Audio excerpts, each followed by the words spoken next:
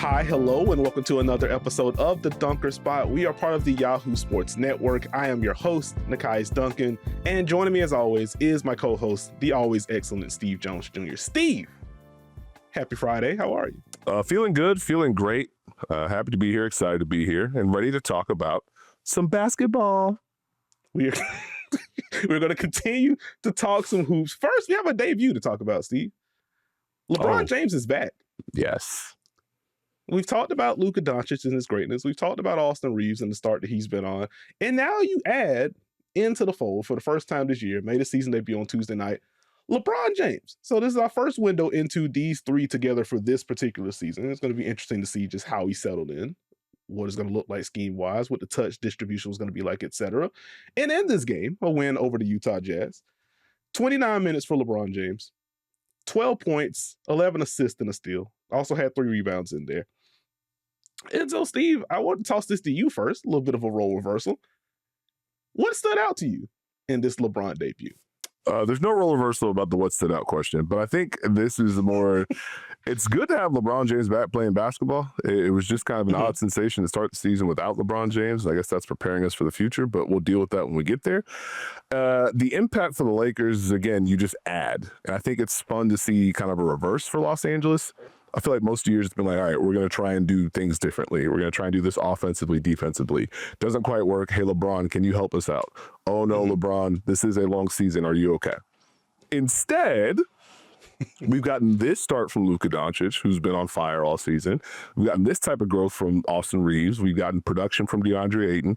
And JJ Redick has been preaching habits this entire time. So now LeBron can come into the fold and have a night where he shoots single-digit field goal attempts against the Utah Jazz and have a night where he's occasionally sprinkling in going turbo in transition or looking to keep it moving in the half court.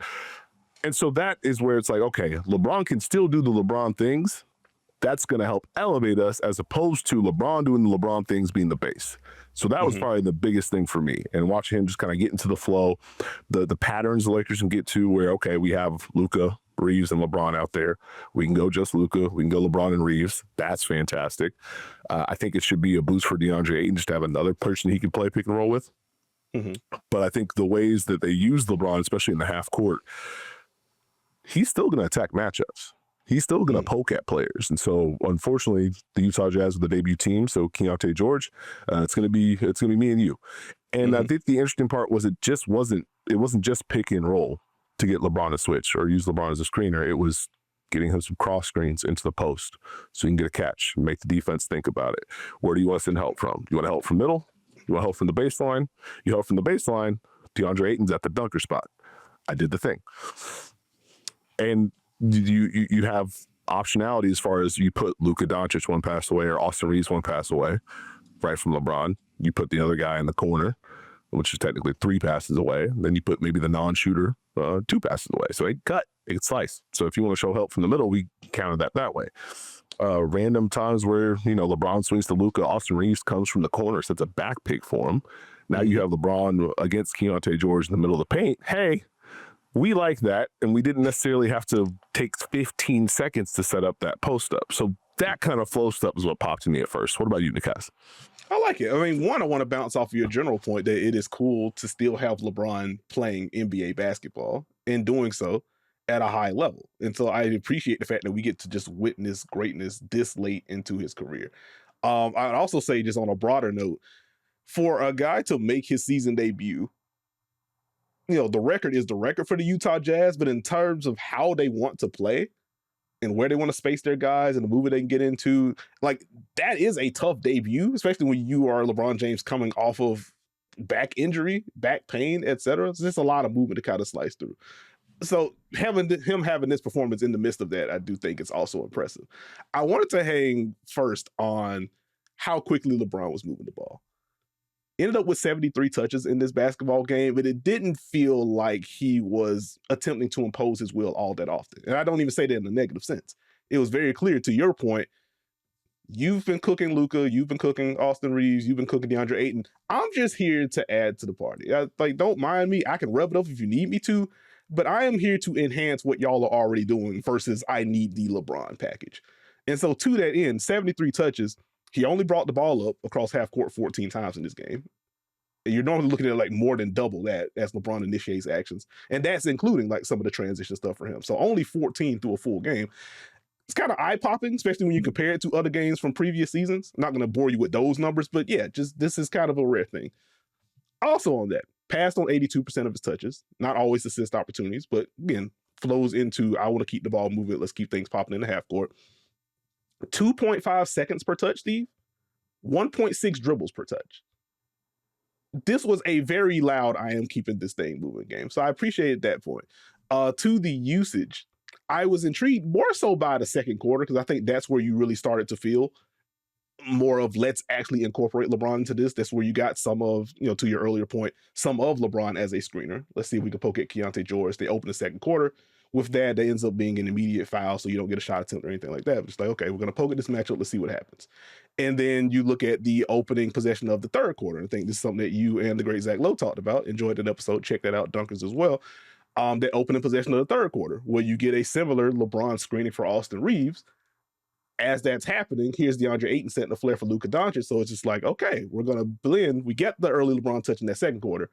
Now let's do the same thing and add something else on top of that. And so like you kind of see them building off of these kind of touches for him. In addition to, we still just have Austin, we still have Luka. At any given time, they can kind of poke at things. Well, I think that's why, to me, I'm intrigued by what they try and do when those three are on the court together. I think the Luka package is the Luka package. You can always rev LeBron up in different ways. And Austin Reeves' growth as a pick and roll player, I think, makes it an easier fit next to those two, because if a possession breaks down, he's grown in pick and roll and kind of make the right reads and get downhill, he can score. So it just kind of opens things up. So where are the attempts going to be? I think they sprinkled in some elbow action where you have an elbow catch and you got Luka flaring. And okay, we got some movement off this. Can we go side to side, like you mentioned, that first play of the second half, where the defense has to feel both of them? This is still an odd sight where the Lakers have Luka Doncic in a pick and roll, and the defense is, we're helping. Big is there because I can't leave Luka. Defense has to help them, and it's a kick to LeBron James on the perimeter. And it's like, that's not, LeBron James isn't supposed to be attacking closeouts. Like, that's not usually how that works. It's still jarring to my mind. So it's like they can really push different things and do different things. I want to see how they build it out because it's going to be important. And to your point, great numbers on LeBron and the touches and keeping it moving. That's going to be important as more teams lean into switching against the Lakers, which I anticipate they will. I mean, it's one of those things where we can talk about Reeves cross-screening. LeBron and Luka have to be a little bit more side to side as far as one does one thing or one's an entry passer for the other. Because if you set a screen, if they screen for each other, it's just going to be a switch. And so that's just a personal, I would like this matchup more than like we're going to get two on the ball there. Yeah. So how do they kind of navigate that, and how do they find openings when those things happen? Now, I'm glad you brought up the entry point bit, because one of the plays that I had in my notes, I want to say it was in the second quarter when you did end up having those three together, is LeBron entering the ball into Luka in the post on the left side of the floor and seeing the amount of help that Luka is still seeing.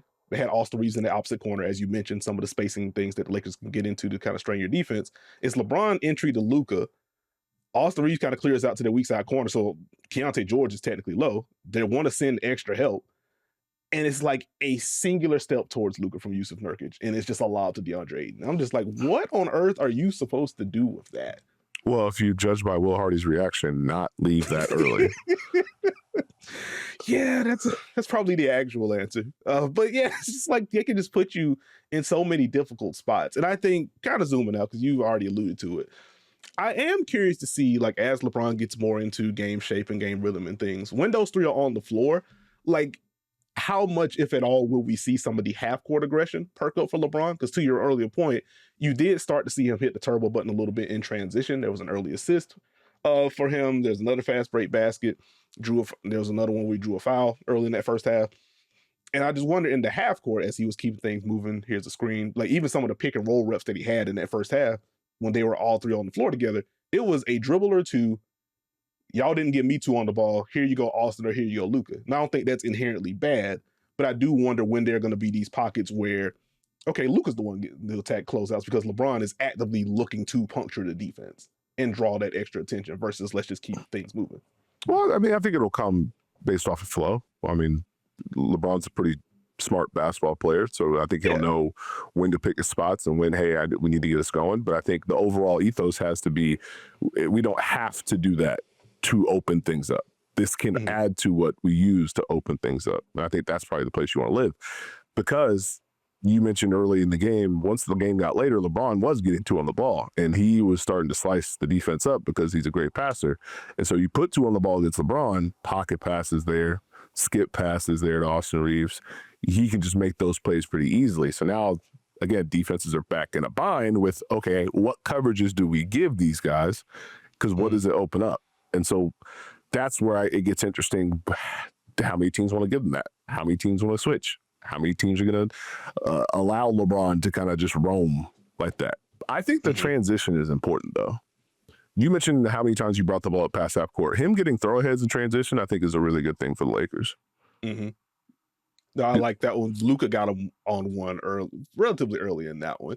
It was one of my favorite possessions from LeBron. I want to say early third quarter. But LeBron contests a 3. They miss.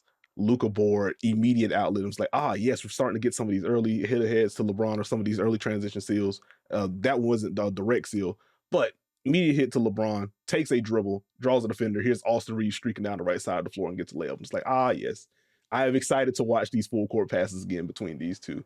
And I think that's an easy way for LeBron to make his impact felt as a scorer or just as a paint threat in general without it having to come in the half court. So I agree that the transition is going to be very important for him. Well, very quickly, back to your half court point, I wonder if toning down how much he has to do at times allows you to do more in the half court. So now elbow action, hey, DeAndre Ayton, you set a screen for LeBron James. LeBron James, you get a catch, and now you run pick and roll. And so we can give you some of these quick bursts in the half court as opposed to you have to initiate or catch at the elbow or it takes too long to develop. I'm intrigued by that portion. Like, I think the interplay between LeBron and DeAndre Ayton is going to be important for the Lakers. Yeah, I think that's fair. I think they sprinkle in middle of the second quarter, more so flow in the half court. But Marcus Smart just kind of sets this pin in for LeBron on the left wing to knock down a 3. And it's like, okay, this is, to your point, not weird negative, but it's just like we don't usually see LeBron in these kind of spots receiving these types of looks. Like, I think a subplot of the Lakers' tenure for LeBron went on the court is that, like, the 3-point shooting has gotten better. And he seems more comfortable taking and making catch and shoot threes. If you're actually getting some random flares, random pin ins, and things like that for him, because you can just lean on Austin Reeves or Luka Doncic as initiators, that's another flavor of LeBron that defenses have to deal with. And as you mentioned, you botch that at all, this can just be a drive. And from there, he can make any pass in the book. So I'm intrigued by some of the stuff, or a lot of the stuff, honestly, that we saw from LeBron offensively. Just going to be tracking like how much of this, in terms of the actual diet, remains consistent versus what gets ramped up, what gets ramped down. Well, I'm glad you mentioned Marcus Smart because I really enjoyed the lineup where it was Marcus Smart, Luka, Austin Reeves, LeBron, and DeAndre Ayton. I think that's because Marcus Smart can guard a whole bunch of people. Him and Lauri Markkanen were going back and forth as far as Marcus Smart trying to deny in front and Lauri Markkanen saying, hey, can you not do that? And so I am really intrigued to see how the lineups balance out and how much that helps the Lakers lineup versatility from the standpoint of, okay, we have the pieces rolling to the earlier point. So Rui Hachimura's having a heck of a year. We have our starting lineup. If it goes a certain way, Luka can continue on. Then we come back with LeBron and Austin Reeves. And then, you know, guys have been playing well like Jake LaRavia, Gabe Vincent. They can mix in with that group. And now we can kind of interplay. And depending on who has it going, we can start the fourth with this. Like, it's just feels better for the Lakers in that sense that there's more things they can get to as opposed to, I hope this works. Yeah. I think is a very obvious and immediate bonus, or luxury rather, that the Lakers can just have 2 of LeBron, Austin Reeves, Luka on the floor at all times. And so even to your point, just kind of tracking, okay, when exactly are these subs happening? Like Luka's normally been, I play the full first, play the full third, kind of come into the second halves of the second and the fourth, et cetera. Like the fact that you can now fill those minutes with 2 of those high level guys now, with Reeves and LeBron versus Reeves plus, okay, well, what do you have for us, Jake LaRavia, who has been playing well, but like it's just a different level of defensive attention that you can draw. I think that's going to be a lot of fun. Anything? Oh, go ahead. No, let's get to your thoughts, pal. Let's get to the truth. The truth. Let's get to how you felt about this LeBron James debut, because we talked about one side of the basketball. How do you feel about the overall game, Nekias, Duncan? I would give the overall grade a positive one. I think it was overall a good game for LeBron, overall a good debut. Now, if there are things for me to pick at with this LeBron performance, with the obvious caveat that this is his first game of the season. No caveats for you. No caveats. Give me your true opinion. I'm giving you the true opinion. I want to make sure that I caveat. I want to make sure we have the right context and things. But I will say the defense did stress me out early in that game. And I think the broader picture for this Lakers group is going to be, and I think we've talked about this before, either on the pod or in one of our watch parties, is just how much is LeBron going to help this defense at full force? I think ultimately he is going to make it better because of what he can do on the back line, et cetera, but he does have to do it. And so as far as the debut goes, he was caught flat-footed quite a bit, particularly in that first quarter, to where he has Speed Mikhailiuk, gets caught, there's a three. He loses Keontae George on a three above the break. There was another possession late in the first quarter, I want to say like a minute or so to go, where Lauri Markkanen is starting around like the left block area. I think LeBron is expecting a switch on kind of screening action that's happening ahead of time. Doesn't happen. LeBron lags behind. It's like, oh snap, well, I guess I got to get Lauri. Gets up to Lauri. There's, I think, a handoff in the right corner. Switch that. LeBron then sticks with the corner. I think it's Bryce Sensabaugh or someone. Lauri Markkanen gets a wide open three out of that. And it's like, ooh, you can't really afford to have these kind of breakdowns, especially if the Lakers are going to continue to be this switch heavy group. You just kind of have to be locked in on that front. And so like those kind of plays stood out. And I think beyond that, I didn't love like some of the effort on the defensive glass in terms of either high pointing the ball or finding bodies to box out. That got better as the game went on. It was like really good in the second half. So I want to give him that.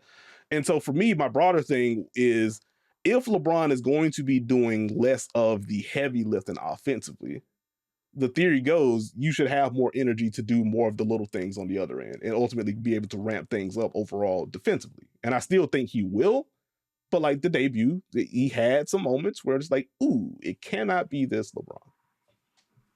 So breaking news, LeBron James, who has played the most seasons in NBA history, year 23, is 40, turns 41 next month, recently coming off sciatica, didn't look A+ on defense on day one. Is that what you're telling me? This may shock you, but yes, there were some defensive possessions where it could have been better. Nekias, I hope your back stays intact as you age. Listen, so far so good. But again, like in all seriousness, was I expecting LeBron to look like an all-defense candidate in literal game one, especially with the concepts you laid out? No, I didn't. Which is why I still land on this was a good performance. It's more so, okay, this is what it was in game one. What is it going to look like in game 5? What's it going to look like in game 15, et cetera? It's just kind of building the base out. Like, I don't think it's always going to look like the first quarter of the Utah game. Well, I mean, I think, one, Utah is a very unique offensive team as far as the movement that they possess. And he's playing, I don't have the exact number in front of me, but at least 5 to 6 people who were born after he debuted at some point. I'm just going to guess that's correct. Oh, the graphic, I think, was 82 NBA players have been born since his debut. It's insane. At least a handful were in that game. So, I mean, it happens. I think the thing for me is you have to see how much he helps them with their weak side defense and the rotations that he makes and the activity he has stunning out of the corner, his ability to scram switch people out of matchups. Those are the things that are going to help the Lakers defense. And those are things that LeBron James, when LeBron James can play free safety in Rome, it doesn't matter how old he is. He's still one of the best defenders in the game, in my opinion. When he's locked in, he just knows exactly what's going to happen. So how much can they get him to that? How much can they live with overall their defensive package to where they feel comfortable with different coverages and they feel comfortable with different lineups? That to me is key. No, I think that's fair. And I would say to that end, again, first quarter was shaky. Like the effort overall, just in terms of what he was doing with his matchup, what he was doing off the ball, some of the rebounding stuff, like all of that got better from second quarter onward. So it probably just was, I need to ramp up. I just got to get back used to this. So like, I think it's going to be fine overall. I want to say that. And even to that end, to your point about when he does really lock in, et cetera, one of the things that popped for me wasn't even anything that logged in the box score. I want to say early second quarter, where he notices some kind of cut happening. And he's hugged up in the right corner. and then he jumps it. You just see like the 0 to 80, maybe not 0 to 100 like it used to, but 0 to 80 flies in, gets the deflection, almost gets the steal, ball trickles out of bounds. He's like, I almost had that one. I'm just like, yep, that's still in there. And like, again, you don't expect him to tap into literally that 100% of the time because nobody does. But the fact that that is still in there is an encouraging sign. And so just kind of building out the per possession consistency is something I'm going to be tracking moving forward. I think he can really help on that front. So it's not just going to be, we switch literally everything, here's the shell, etc. If he's able to make more of those kind of plays, doesn't have to be as splashy, but just in general have that kind of presence on the back line, that does give you the opportunity to, hey, we can creep DeAndre Ayton up to the level for these next 3 possessions because we got LeBron lurking behind. You can just kind of mix more stuff in. So, oh yeah, just some things caught the eye, but I think he's going to be fine overall. Is there anything on this LeBron thing that we didn't hit on? For me, I hit most of the things I want to talk about. Is there anything you wanted to add to the table? I don't think so. I talked about the Marcus Smart flare about 8 minutes in the second quarter. Like that was a fun one for me. Just the overall playmaking. We mentioned the 12 assists, but like you just see how quickly he maps out the floor and just the placement, the velocity on some of the passes. It's nice to get the reminder of, hey, this is a historically great passer of the basketball, even on the non-assist stuff. Wanted to make sure I said that again, but other than that, I think we pretty much nailed it. Like solid stuff. I think the Lakers are going to enjoy having these 3 on the floor together. And as you mentioned, Steve, the versatility in terms of their lineups and the combinations that they can get into. So, yeah, good stuff for LeBron James and the Los Angeles Lakers. Speaking of good stuff, we'll have more good stuff for y'all after we take this break. And we are back, Steve, and we're here to talk about the Charlotte Hornets, though not in the way that I would envision us having a Charlotte Hornets segment on this here podcast based on my history, but that's okay. Our own Kelly Eco over at Yahoo Sports dropped the bomb last night that star guard LaMelo Ball, end quote, has grown increasingly frustrated with the organization and is open to a trade away from the franchise. This according to multiple sources. We'll say Bleacher Report's Jake Fisher, I think during one of his streams, said he could report with confidence that the Hornets aren't actively looking to move LaMelo, which is not the same thing as LaMelo is off limits. LaMelo Ball also quote tweeted the report from Kelly with just a singular clown emoji, which could be, this report is not true. It could be in reference to, I think Kelly mentioned, some league execs feel like the LaMelo contract is an albatross. It could be that. Whatever the case may be, we do have this report.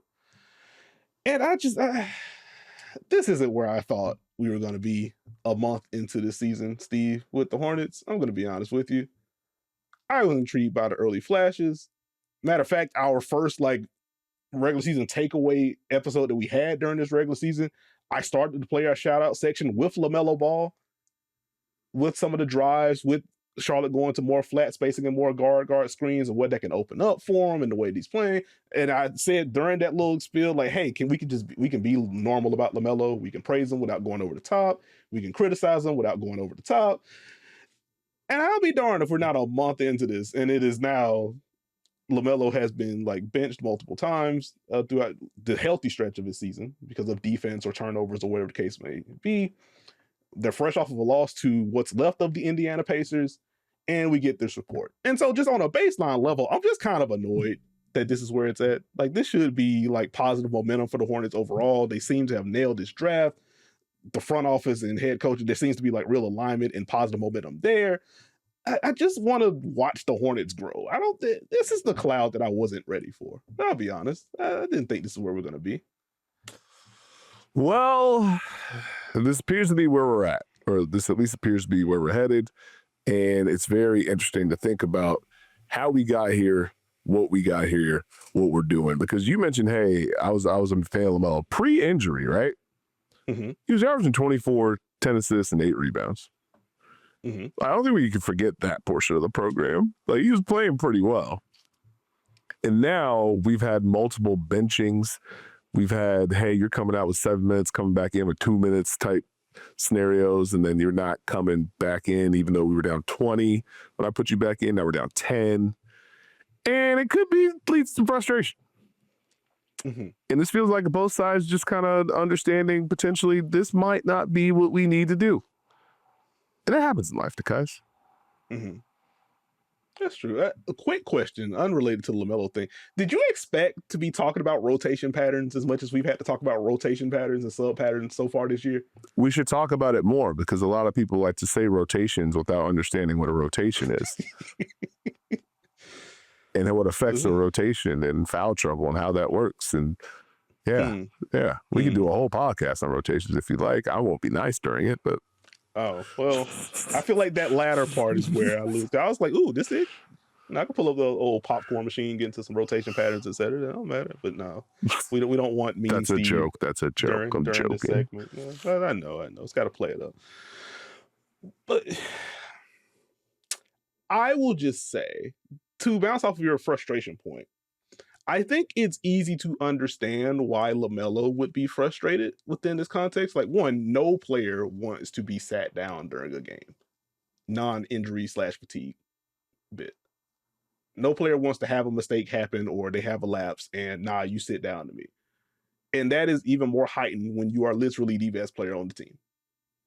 And within the context of all of the how serious is LaMelo and everything, like going back to the pre-draft cycle and stuff, I can understand why there would be a heightened level of frustration about anything that would help this perception of I am not serious at what I do. I am not as good at what I do as y'all should think that I am. And Steve, you already mentioned the numbers that he was putting up. Again, I shouted him out to start out the year. And so it's easy to understand like where there would be frustration. Now, I'm frustrated enough to want out of here. I don't know. This is Kelly's report, not mine. I trust Kelly. I don't think he's going to put out anything that hasn't been vetted, et cetera. But like, I just literally do not know. I've not talked to LaMelo, et cetera. But like, it's easy to see that part.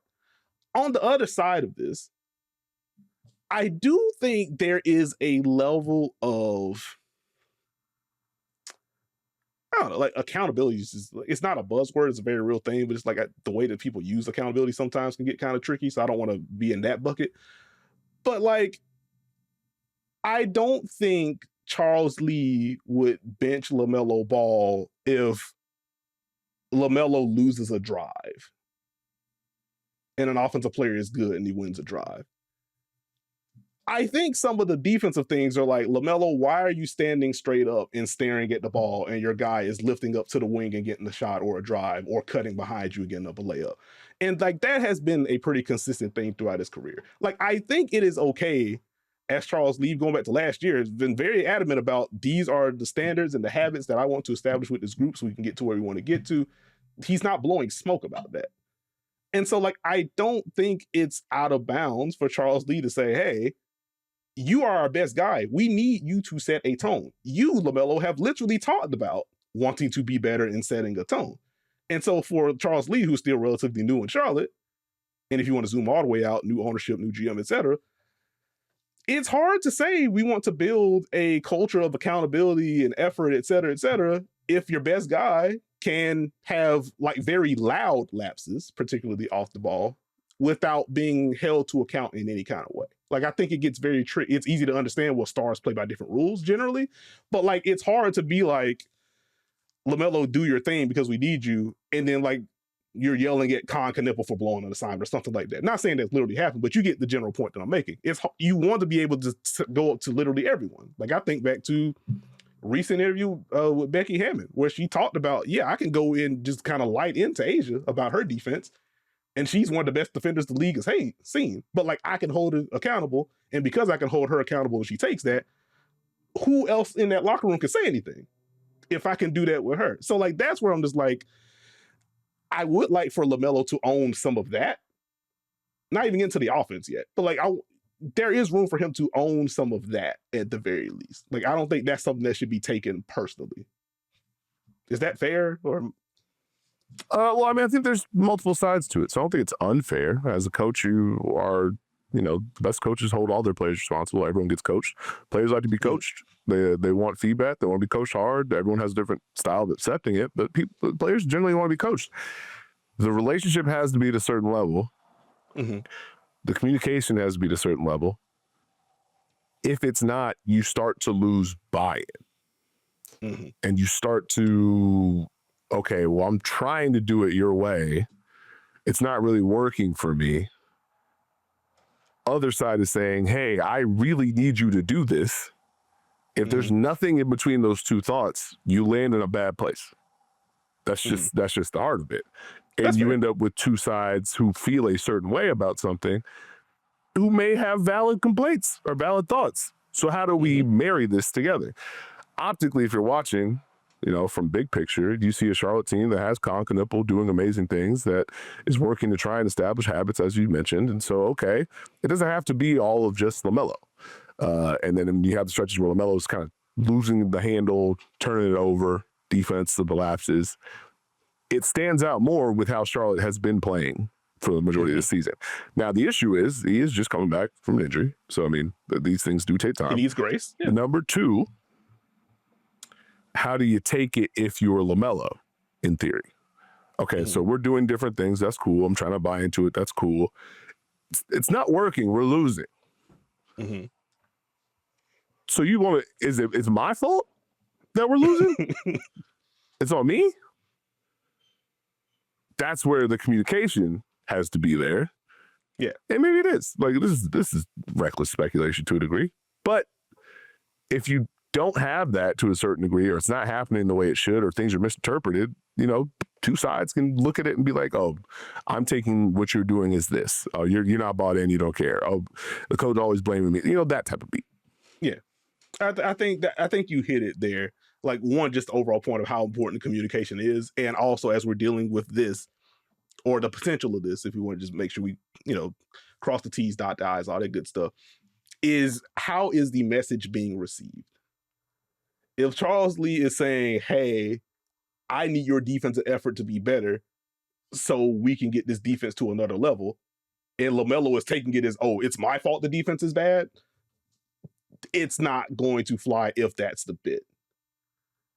If Charles Lee says, LaMelo, I need you to be aggressive and set the tone on offense, and now LaMelo's taking 30-foot threes because he's good at making those shots, etc., and Charles Lee is just like, oh, this dude is loafing around, he's not getting us into our stuff,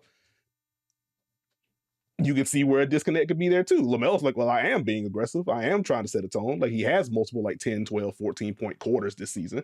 These are the shots that I get going with. But you can see where the perception is like, well, you're not hitting the paint. You're not. Oh. It just gets kind of weird. And so I do think, to your point, Steve, it's important for them to kind of establish, okay, what exactly, not what do you need from me? Because I think those are that's pretty clear. But like, is there any kind of leeway to what it can look like with me trying to give you what you need from me? And I think that's more gray area offensively than defensively. Because again, I think the defense is pretty clear. You just have to be attentive off the ball. You got to navigate screens. Like that just feels like non-negotiable. As someone that's not a literal like Hornets team member. Like, this is just watching the Hornets analyze the basketball. Like, yeah, that just has to be better. But offensively, in terms of the approach, the process for LaMelo, that feels like more open-ended. What is aggression to him may just be different to what is aggression for Charles Lee, if that's even a thing, and how that kind of impacts the rest of the offense. Because as far as needing him, just take a cursory glance at the on-off data for the Charlotte Hornets with LaMelo Ball and without LaMelo Ball. It is very clear he still, with all of this, makes them a better basketball team. So like, that also shouldn't be lost in this. But it's, again, it's just kind of a bummer that we're here right now. Again, it's not, this came out yesterday, there's going to be a trade by Friday or anything. Like, it's not solved, I don't think. But yeah, it's just kind of a bummer. Like, I don't think it, Well, I mean, time will tell. I mean, we've heard a lot of different reports. So again, nothing certain set in stone. I'm intrigued to see, okay, where would he in theory go if this is for real, this is legit? Because point guard is one of those positions that teams generally feel good about who they've got for the most part. And if the team is playing well, why are we rocking the boat? So you start to scan the league and it's like, well, who would do this? And, you know, you can kind of roll out the Ja Morant, Trae Young joke if you would like. But it's like, okay, Western Conference is probably a no from everyone, right? Like, we're good. Portland? I thought about Portland. because I think they do just have the interesting cast of guards and wings and bigs that you can kind of build a deal around. And they do still just have like the big Jeremy Grant salary if you want to build it around that plus insert, like Grant plus Scoot. I think would get you close, if not all the way there, salary wise. Not saying either team would do it, but just literally building out the bones of what a deal could look like. I think those two get you pretty close. Like Portland's interesting to me among the West Coast teams. Like a lot of the online stuff that I saw was like, oh, LaMelo's just a very obvious Clipper. And like, I don't think salary wise, you could build that out. It just gets difficult. If you want to laugh, you want to do LaMelo for Kawhi, that'd be, let's get, I'm sure that would, but no, that's obviously not going to happen. I do have more Clipper trade thoughts a little bit later in this episode. I'll tease that one, but can't really go there. Sacramento, I guess, would be the actual obvious West Coast team going to build it out because they probably just need a point guard. Which you're then reminded that they had two high level ones at a time and no longer have either one of those. But Sac's probably the one if you want to build that out, Steve. What about the Dallas Mavericks?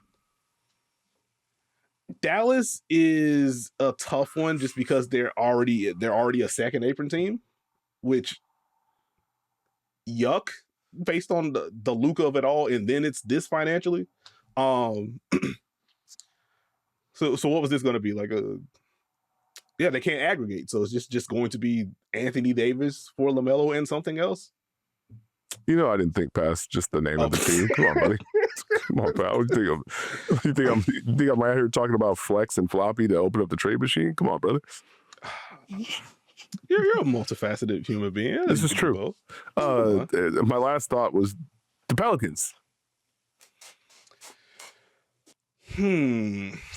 So there is like a semi-serious who would be making that deal question that I could toss out, but I'm not going to do that on this podcast.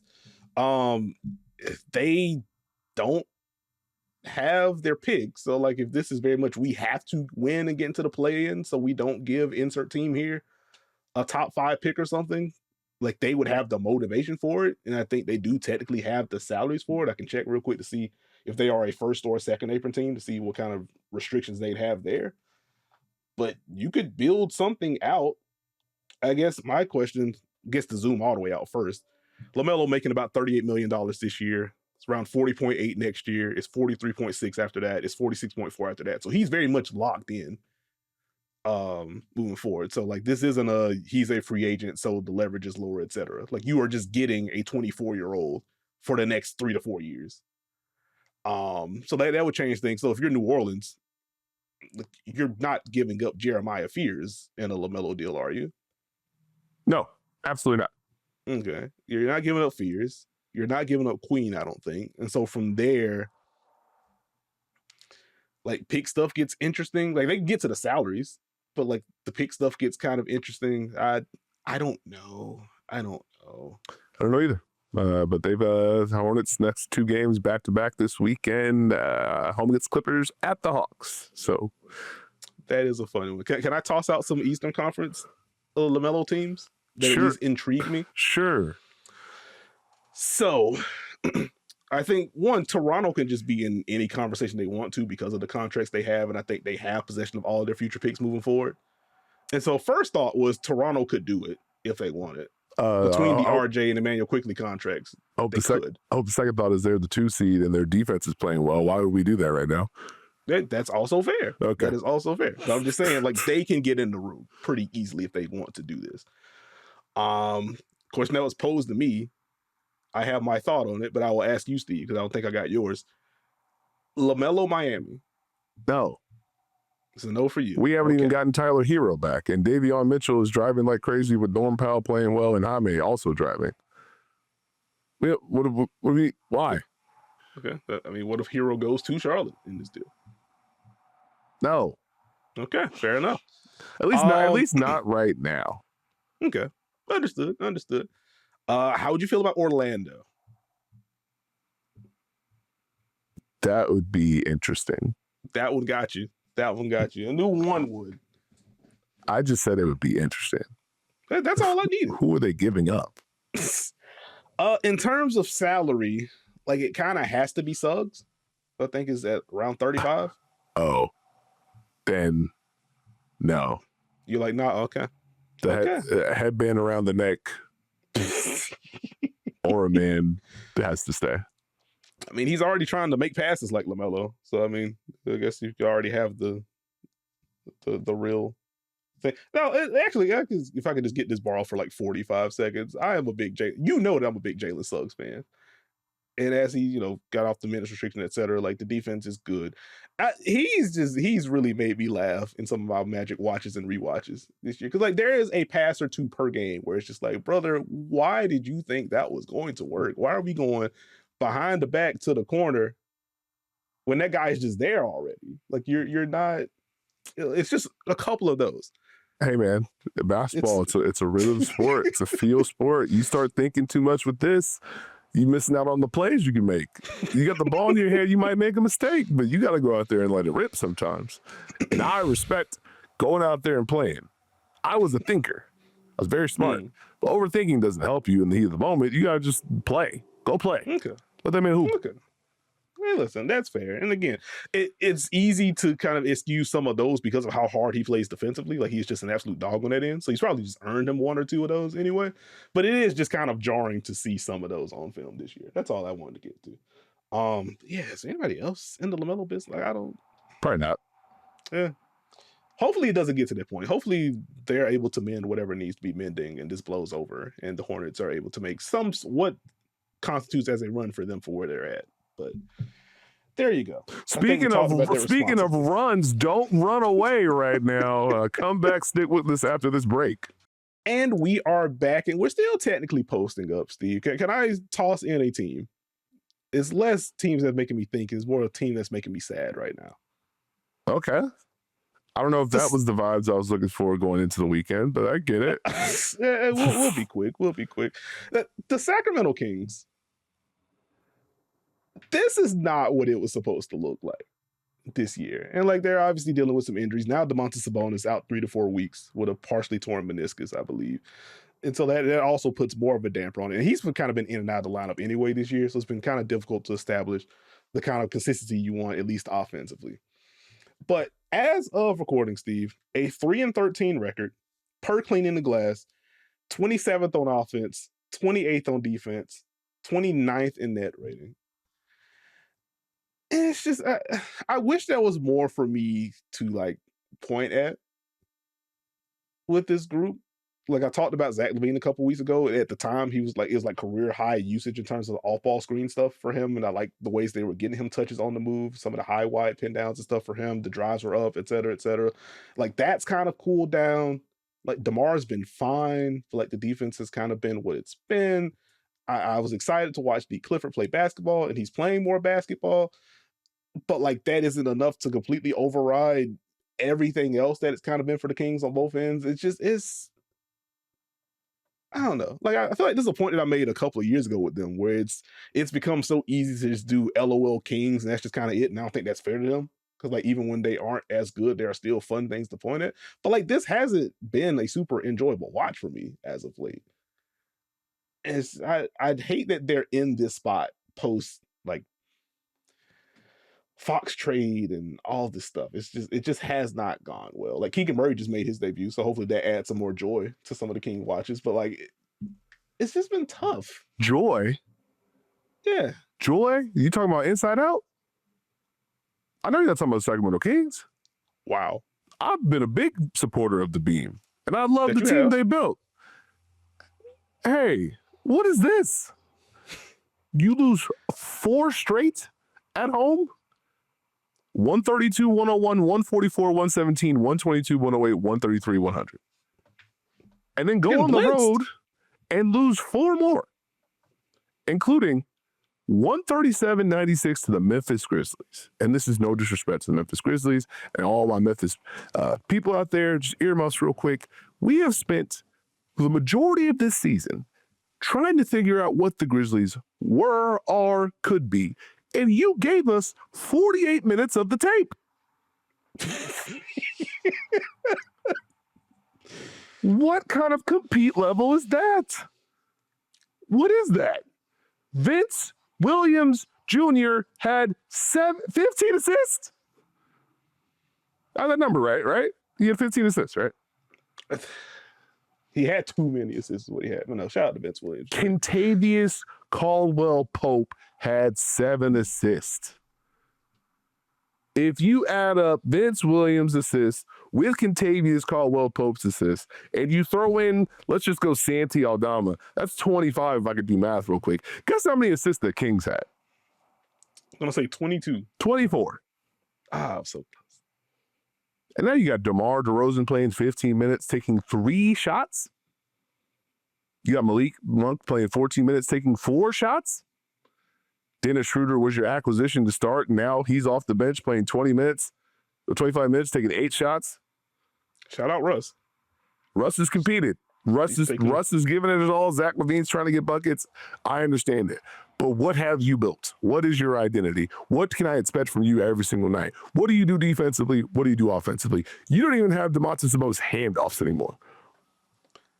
Yeah, that's been not necessarily the weird one, but like, I just wonder how much of this is we're trying to work Sabonis in. Plus, we have these guards, we got Dennis, etc. Like, it's been more pick and roll, less handoff stuff, less post up stuff for Sabonis this year.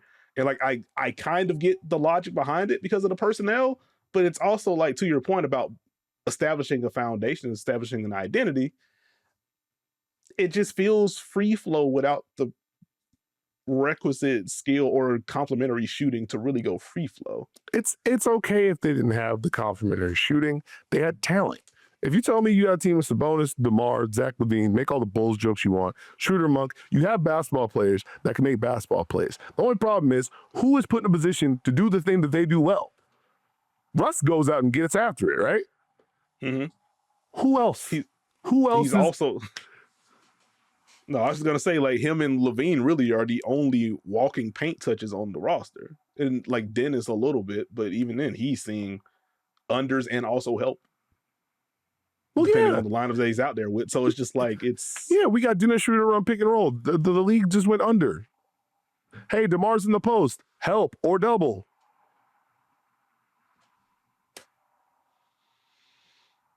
Yeah. How many times Malik Monk scored 10 points this year, Nekias?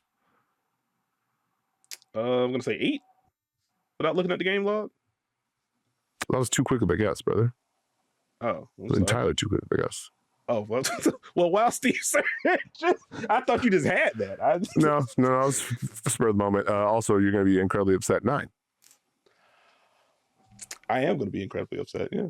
At least it's not the Price is Right thing. If it was 7, I would have been really upset, would have lost. But no, it's just made me sad. And so, like, it's kind of brought me bigger picture to a familiar feeling that I've had. For you made, like, the Bulls alluded to potential Bulls jokes, but similar to what I've said about Chicago, that era is like, hey, I don't think this ceiling is high enough to really invest in this. Y'all should probably strip this down and go elsewhere. And the Bulls have done that. But you're already here? I'm kind of here. Like, all jokes aside, I'm kind of here. Like, if Sabonis was like 25, then it's just like, all right, well, let's get DeMar and maybe LaVine out. We have Sabonis to build around, et cetera, et cetera. I just kind of want to turn this over to Neek and Keegan and Reyno and insert young people you can get here. Like, this is not the context for DeMar. You've already alluded to it. This is just unfair to Sabonis. Who, you remember when we had our conversation about the trade for him and Tyrese, and I was just very much, Sabonis is very good, and he's probably like better right now. I would not do that for Tyrese Halliburton, etc. And all Sabonis did was play incredibly well and help lead the Kings to their first playoff berth in forever. And so now that he's in the middle of all of this, it's just not fair to him. And he's dealing with the partially torn meniscus on top of this. But like, I just kind of want to see Sabonis in a different spot, in a different context. I want to see LaVine in a different spot, in a different context. I don't want DeMar going out like this. I would just rather them, especially with this upcoming draft class, and I, again, say this as not Mr. Draft, but like, try to get in that top 3 or top 4 if you can. And like, let's just actually build a unit. Because on top of all this, the last thing I'll say, and I'll toss it to you, I feel like Doug Christie is like appealing to this group every post game. about effort and representing Sacramento and California as a concept. And it's like you shouldn't feel the need to do that as consistently as he's felt the need to do that. Like I worry about like just what the collective mood and the buy-in is. Why should you not have to do that? Because I think players should come in with a requisite level of effort and like on-court pride. Yeah, correct. But what if it's not there? What do you do? I mean, if it's not there, I guess you have to do what you do as a coach. But I'm just saying in general, I would like for him to not be in a spot to where he is preaching about that in particular. It should be, hey, there are defensive breakdowns we need to clean up, or there's some ball movement stuff we need to get better at. Not be proud to wear the jersey you're not playing hard enough. I've made this point before. I just don't think coaches should need to do that. And I will once again say it's tricky. Yes, on a surface level, yes, you should expect professional athletes or whatever to come in with the effort and the mindset. There is a human aspect to it as well. And you, as a coach, you have to hit the right buttons at the right time. Mm-hmm. If you've already tapped several angry press conferences, we're going to fix it, defense is going to get better, it's an absolute must, all the things, right? Mm-hmm. If you have had 3 or 4 of those in the first 16 games, where are you escalating to? You can't hit 10 that often. Yeah. You throw in that it's not landing for whatever reason. This is not a personal attack. I'm just talking about what I see in my face. It's not landing. The blowouts are continuing. You've already tinkered with the starting lineup. You've tinkered with minutes. What are you platforming? What are you running on? How are you going to get the buy-in if all of these things have already taken place? Strangely enough, again, there are 3 games out of the play-in, which the Western Conference, buddy, very funny. That's what just, well, I mean, it's 9-10 is just, hey, would you like to play a team to possibly play another team to play the Oklahoma City Thunder, which is an interesting concept, but like it can't be this. And if you're already kind of going through those and it hasn't gotten better, it's not awesome. It's not awesome. It's not. But that's where I circle back to. Hey, let's get some assets. Let's get some younger pieces in the building. Let's just give some try hard guys to Doug Christie, if nothing else. Because like I don't think you mentioned they are 3 games out of play-in, and there is talent here, but this is 8 straight losses, and like the morale just seems to be in the toilet right now. And it's just like in a season like this, in a conference like this, with a draft class coming in like this, is it even worth trying to resuscitate whatever this group was supposed to be that they haven't really been able to establish because of injury stuff? And now the literal center of it all is going to be out at least a month. Like, it just feels like signs are pointing to, hey, let's just go ahead and get some of these guys to other spots. Which, to that point, Steve, I have some thoughts. And also an article dropping on yahoosports.com. But I have some thoughts about what the Kings could do at the top 3. Can I interest you in some potential landing spots or just some interesting roster fits that I have for some of these guys? Well, one, very dangerous to hit the reset button in the Western Conference. But that's true. Go ahead and let me know the trade destinations. Okay. So very funny, as I was like, I had written the Sabonis piece. I was the Sabonis section rather, was working on the Levine/DeRozan portion when the news trickled in that Sabonis was going to be out or reevaluated in 3 to 4 weeks. So that doesn't even mean that he's just out for that. It could just be longer than that. So I'm just like, oh, that's just tremendous timing then. That's great. That's great. So that throws a wrench into value, I would imagine, if he's literally on demand right now. But in terms of the teams that would intrigue me in terms of fit, I thought about Atlanta. But I think it's easy to build out a deal. Like, there's a very LOL worthy like Sabonis for Trey thing if you want to do that. But I don't think either team would really do that. Or Sacramento would be more in line to do that than Atlanta would. I just put it that way. But you could build it out with the Kristaps expiring if you want. We just talked about the Atlanta Hawks, what they're doing defensively and the activity that they play with. Like, scheme-wise, that seems like a fit for what Sabonis is. I think he's better at the level than he is at a drop or with some of the switches. You do have a bunch of speed and athleticism around him, so you could insulate him to a degree. Offensively, we also talked a little bit about what the half-court offense is. He could slot into that. So I think you can kind of build out the bones of a deal there if you want to do that. How would you feel about an Atlanta fit? Yeah. Okay. That's yeah. I think the tough thing with Sabonis is because of the type of player he is, the high level hub, but probably like sub capital E elite hub. So he needs touches, but like, does that maximize everything? Then defensively, there are the limitations there, but he's still very good. But no, like Atlanta intrigued me. Golden State naturally intrigued me. Like this feels like a very clean offensive fit, if nothing else. Now him and Draymond would have to have a conversation about the man stepping on his chest, but that is an offensive fit at the very least. That intrigued me. There was the early smoke about the Jonathan Kuminga interest with Sacramento. I think that would have to be some sort of 3-team deal because of the aprons that these teams are dealing with, but it feels manageable at the very least if they want to do that. So how would you feel about Sabonis and Golden State? I would like that offensive fit. Okay. His dribble handoffs, what Golden State likes to do, makes a lot of sense to me. Okay, there we go. And the last one, again, a team that could get into virtually any conversation they want because of the picks and the contracts that they have. The Toronto Raptors. Why? They're good. Well, why are they making trades? Because they want to be better, maybe. They have a hub and they have Mamu. Mamu's staying put. He's been very good. I'm glad you brought up Mamu. But anyway, wait, hold on. You ain't spent the last 4 years of my life telling me about Jakob Poeltl and you traded him to the Kings. Well, Jakob Poeltl has to have a working bag. Right. But when he's been on the court, like the screening and the passing has certainly been strong. Defense has been more hit or miss. But again, we're not going to do a full, I guess another Raptor segment, at least not right now. But you could upgrade on the center spot. Again, they have the contracts, they have the picks, sprinkling if they want to, or if they feel the need to. Do you like the fit at the very least? In theory, yeah. But no, okay. They're playing well. Okay. Listen, I'm just exploring the fits right now. To Zach LaVine.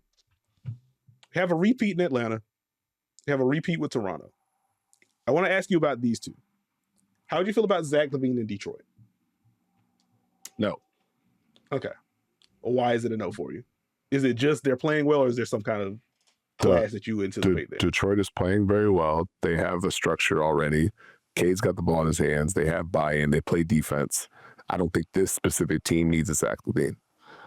If Detroit's going to make a move, it should be a smaller move to complement the roster. I don't think you need to take a swing.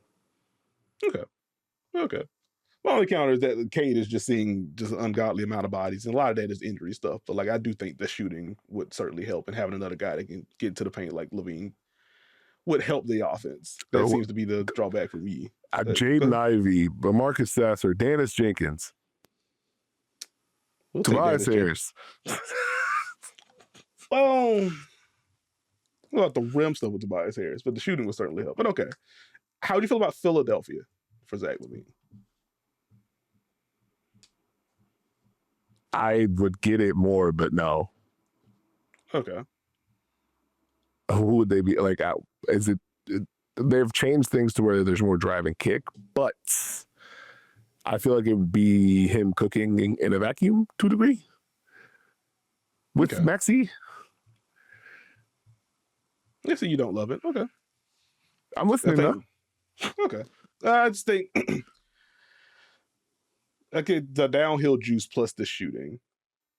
And if you have any concerns about, especially while Embiid is like in and out of the lineup and stuff, if you're worried about any of like the non-Maxey scoring when he does have to take a break, because you don't want him playing 40 minutes a night, as Philly has been comfortable doing throughout the season. But take some pressure off. Like, I think that would be helpful. Like, I think this would have to be built around, it had to be like Paul George, just in terms of the salary. Yeah, so this is PG plus, we like Jared McCain, but he's not ironclad as part of our future core.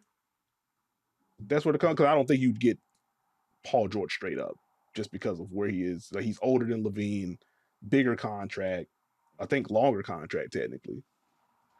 So like, I think there would have to be some kind of sweetener from Philly side, I believe. I would hope it's not Jared McCain. I would hope it's not Jared McCain. Yeah, but just kind of spitballing on that.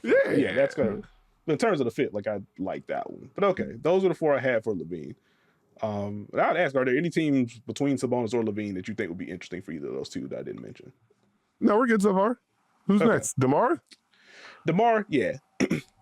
I have the Clippers for DeMar. More unction? I'm down with it. More like I think this would need to be built around like Bogdanovic's contract, but someone sans Kawhi Leonard has to score in that perimeter room. Now hold on, can I raise my hand? I mean, sans James Harden. Excuse me. I was about to say someone get this brother James Harden some help. They asking him to do a whole lot. That man had 24 in the first half, and they was down by 12. Was that the bit against the Magic? Come on. It can't be that. So yeah, I misspoke. I mean James Harden. Obviously, they're hoping to get Kawhi Leonard back, though this absence is really starting to linger. I just hope he's good. But yeah, I don't think it's difficult for the Clippers to get 2D salaries to make something like this work. There's a bit of a homecoming for DeMar. Like that makes sense to me. If they want to try to save this season, I think they will. They don't have control of their first round pick. They are in danger of giving Cam Boozer to the Thunder. You don't want that. Okay. So like that feels unction intensifies. All right. I'm with it. But that feels manageable. Other team I want to toss out, Steve, was Milwaukee. Ooh. Very much in the hey, we need to be able to score the basketball when Giannis goes to the bench, because they largely have not been able to do that. Like he has one of the largest on-off splits in terms of the overall offense in the entire NBA. And so they have multiple pathways to get to the DeMar salary. Like it could just be DeMar for Kuz, which we do have prior interest in Kyle Kuzma from Sacramento side to lean on if we want to build that out. Or you can go, I think, like Bobby Portis plus three-letter point guard that we're not going to discuss here and other stuff. They can get there. So they have pathways to do this. How would you feel about DeMar in Milwaukee? The scoring would help. I'd be very intrigued to see what Bucks fans think about that one, though. I'm already expected to be yelled at by Discord user Eeyore. That's fine. But I'm built for this. True to this, not new to this. Who's the next team? What is this? those were the ironclad teams that I had, but like, there's other teams that I thought about that I just couldn't like quite get there. Okay, that's for fine. DeMar. That's. I mean, where do we put DeMar? Because it's just like salary wise, like if we mention the Clippers, you could also mention the Lakers, but it's like they don't need that when they already have LeBron and Luka and Austin Reeves.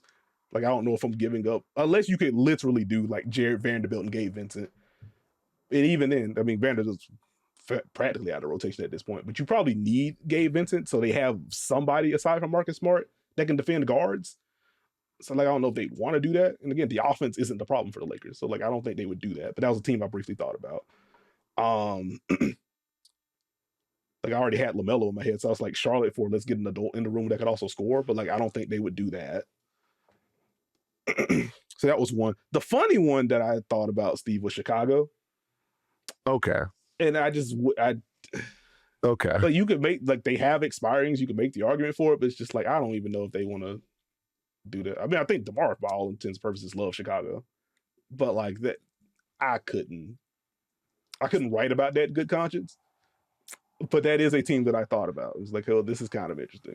This is a quick thought, right? Because you did not believe in the Bulls, made fun of the Kings for becoming the Bulls, and then almost traded DeMar back to Chicago. That's the math.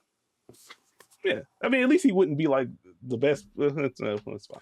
But anyway, was that all the Kings you were trying to trade? Was there someone else? And I went with the big three for this arc. My initial pitch was like, let me just do like a Sacramento Kings trade primer so I could get Keon Ellis literally anywhere else. But I was like, nah, let's just do the big three. So those were the three. Those are the three players. Those were the teams that I thought about. Fantastic work. Hopefully, hopefully the Kings will do more with what they have, because it can't be this. What was it, 7 days ago? He said, respect the jersey properly. Come on, man. Can't do this. Yeah, that's what I'm saying, Steve. Like, if you saying this, and this ain't even the first one, like, it's, hey. Yeah, man. It just feels bad. The Kings fans deserve better than what this product has been. We'll put it that way. Well, speaking of deserving, hit the horns, man. Oh, darn. I'll just quickly say, Portland, I see you. I see you. We're keeping tabs. We'll save it for a future episode, but I see you. I'm not liking what I'm seeing right now. But thank you for listening to and or watching this episode of The Dunker Spot. Please subscribe if you haven't already. We're on Apple, Spotify, RIP Google, Stitcher, Podbean, wherever you get your podcasts, you can find us. Subscribe to the Yahoo Sports YouTube channel. We're here every Tuesday and Friday. We'll give the quick reminder, we are going to be going to the mailbag next week. So if you have basketball questions, NBA, W, Unrivaled season, the Unrivaled Media Day, things are perking up. So that's been fun. Got to talk to Noel Quinn yesterday. But if you have basketball questions, email us at dunkerspot@yahoo.com. That is dunkerspot@yahoo.com. Follow me on socials at Nekias NBA. You can catch Steve on socials at SteveJones20. And with that, we will catch y'all next week.